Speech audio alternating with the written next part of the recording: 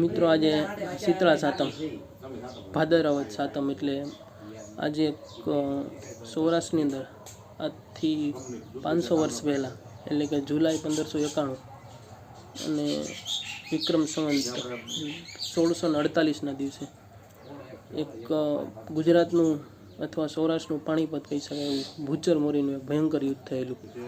મિર્ઝા અજી કોકા અને જામ સત્તાજી વચ્ચે આ યુદ્ધ થયેલું અને તેની અંદર હજારો ક્ષત્રિય છે, સિંધી છે, આહિર સમાજ છે, મોઢ સમાજ છે, 500 જેટલા નાગા સાધુઓ છે. આ યુદ્ધની અંદર જામ સત્તાજી તરફથી લડેલા અને મિર્ઝા અજીત કોકા છે એની પાસે 1 લાખ જેટલું સૈન્ય હતું અને બંને વચ્ચે આ ભયંકર યુદ્ધ થયું. એની અંદર ઘણા બધા ક્ષત્રિય સમાજ તેમજ સિંધી નાગા સાધુઓ શહીદ થયેલા.